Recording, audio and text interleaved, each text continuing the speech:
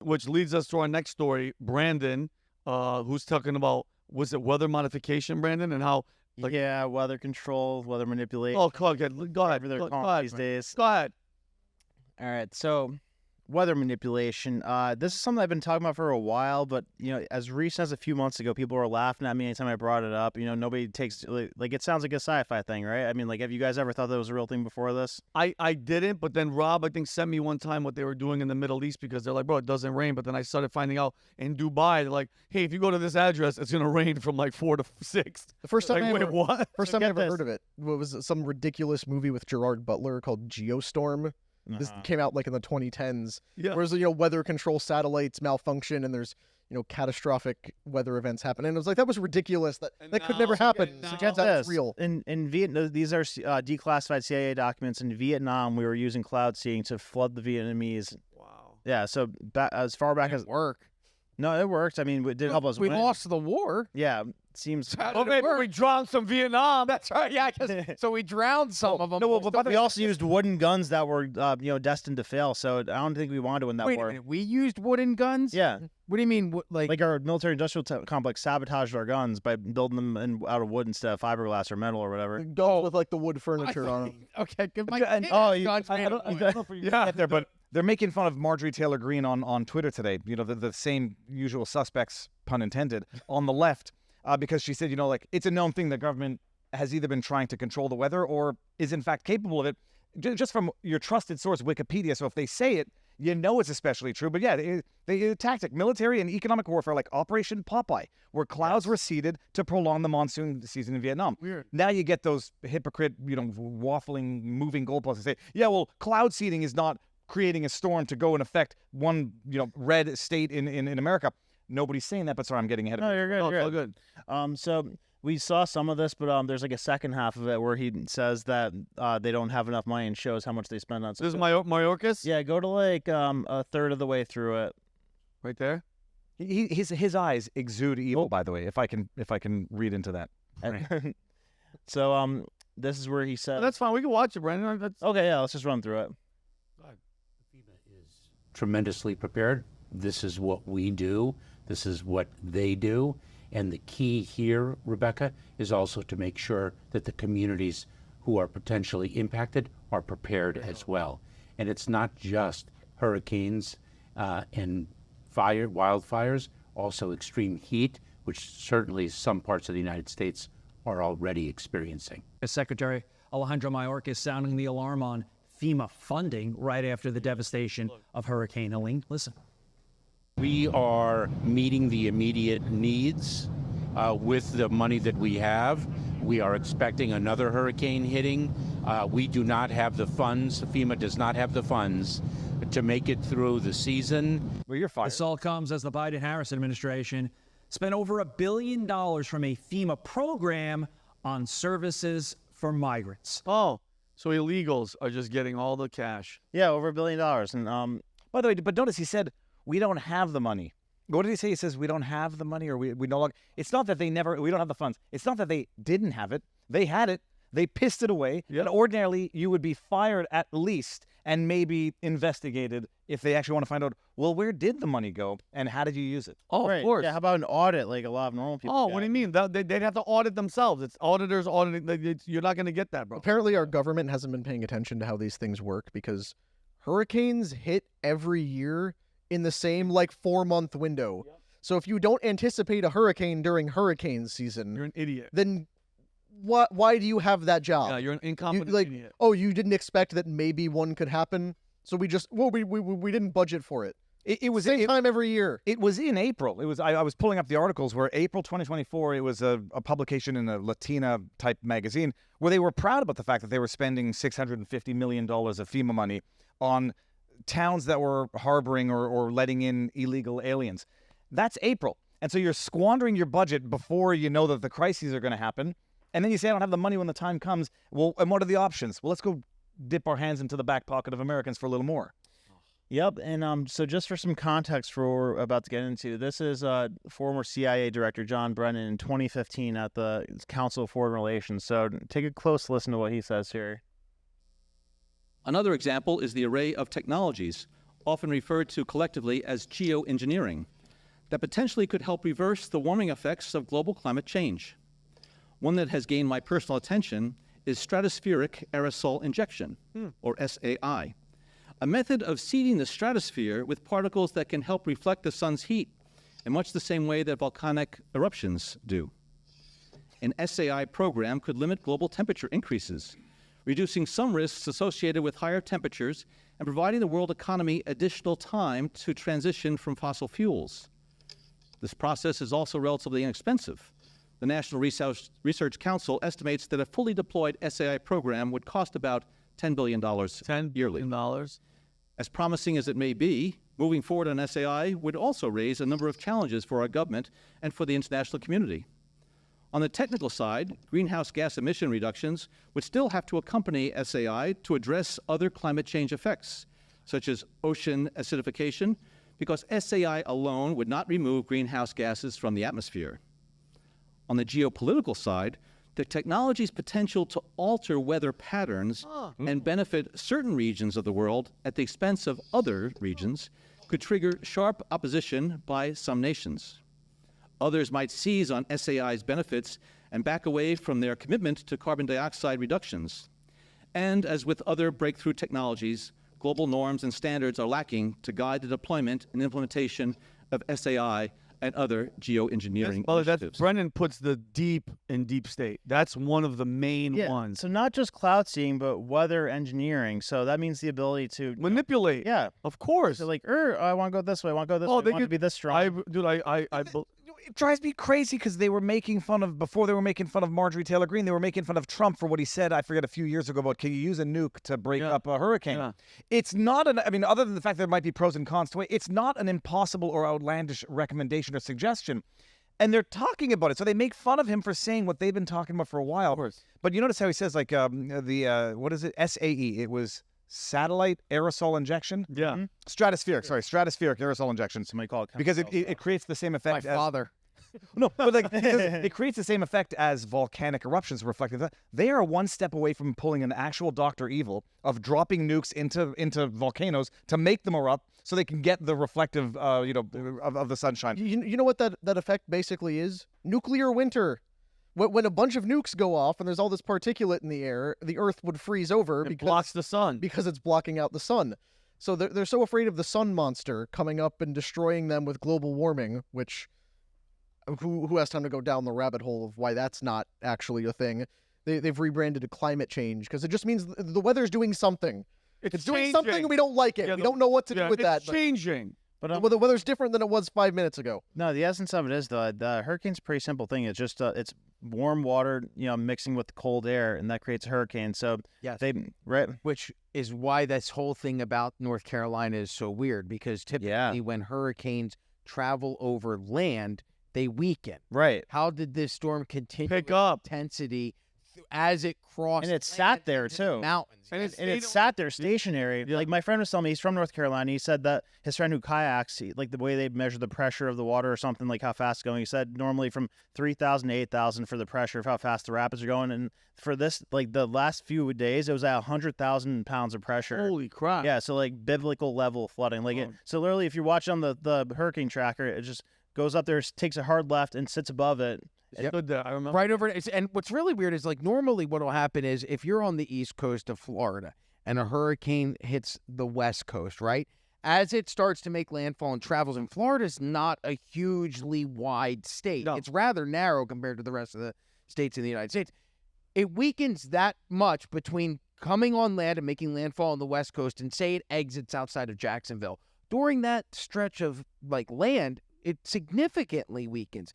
How did this storm come across in Tallahassee, go through Atlanta, Georgia, Chattanooga, Tennessee, and then hover in Nashville and not weaken? That's so weird for a storm to do. And to your point, this is from Semaphore. Is that how I pronounce that website? Yeah. Sure. Okay. Yeah, sure. If you don't know what cloud seeding is, because cloud seeding sounds like some kind of weird technology that nobody can understand, they really break it down because Saudi Arabia is increasing their cloud seeding program. But what they say is it's the practice involving introducing substances into clouds in order to induce them to a lower temperature below Celsius, thereby forming ice droplets that ultimately create rain. Yep. So it's really just lowering the temperature of the clouds. How difficult could that be? It's 100 years old. Yeah. So, here, guys, watch this video quick. This is like the most thorough breakdown of everything that you should know. Government patents, technology behind it, why it might have happened. So let's run this quick. Okay, go for it. All right, my friends, no time to waste here. Did you know that the United States has multiple patents on how to steer and control hurricanes and tornadoes? Yes, this is very real and it's backed by sources, as well as our own NOAA website, which discusses weather manipulation and what steps you or I would have to take in order to do our own weather manipulation. My friends, this is no joke. Many people believe that weather manipulation was used for Hurricane Helene, then somehow coincidentally stalled over the rare lithium-producing towns of Western North Carolina, which is the exact location of the largest lithium deposit we have in the United States. Now, something to keep in mind while moving forward, ever since we left Afghanistan, we have lost the ability to mine lithium there, where most of it used to come from. Now we are stuck having to fill this insane demand we have for this lithium right here in the United States. Once again, the largest deposit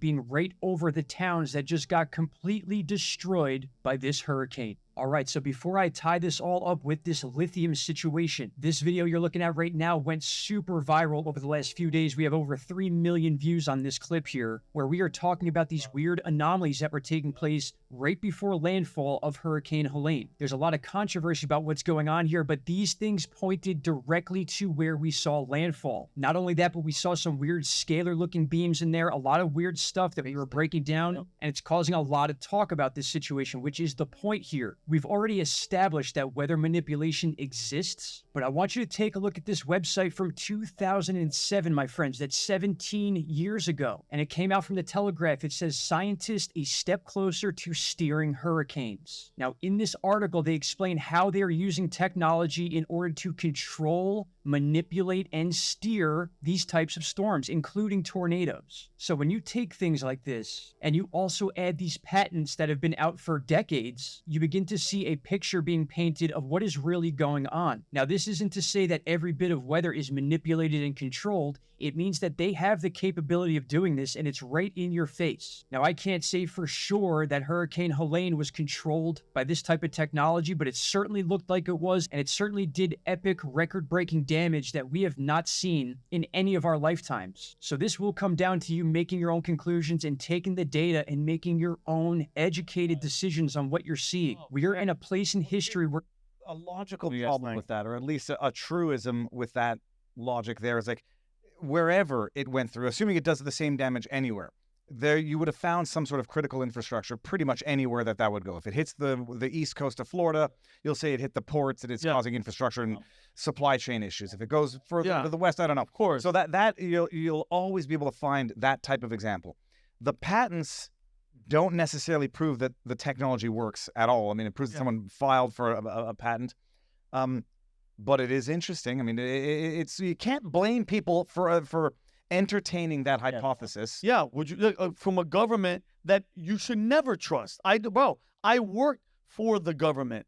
Never, ever, ever will I trust the United States government. Zero trust on what they do from the FBI to the CIA to the Secret Service to all these people, bro. They're all connected. This isn't that outlandish. With the amount of stuff that they've done and who knows what they've gotten away with, we've caught them with shit where we're like, wait a minute. We were talking about this with Jake before the thing. You guys were giving our soldiers LSD and just trying to see what they would do. What? Wait, what? Yeah. You're doing experiments on human beings that you would do on rats, on all the MK Ultras, all these things. So when it comes to the weather, this isn't as far-fetched as people. No, I think the most charitable explanation you can give is that they're opportunists who the storm hit. It was completely random, goes into this critical area, and then they're gonna, come in and take all the land and get access to resources. Then how do you explain? Or the other plausible explanation is that they are malicious in that they have done this deliberately through what Brandon's described. Even if it's completely accidental, a completely organic storm, like you can't make sense of this stuff, like how like they're having to rely on ordinary citizens to fly helicopters into these zones to save people, and then the government's not only not helping but actively fighting these people, threatening to arrest them for helping people. So listen to what this guy is saying. A matter of life and death for the people of North Carolina. So my name's Jonathan Howard. I'm a member of the Florida State Guard Special Missions Unit, and I'm also up here with Aerial Recovery, a nonprofit.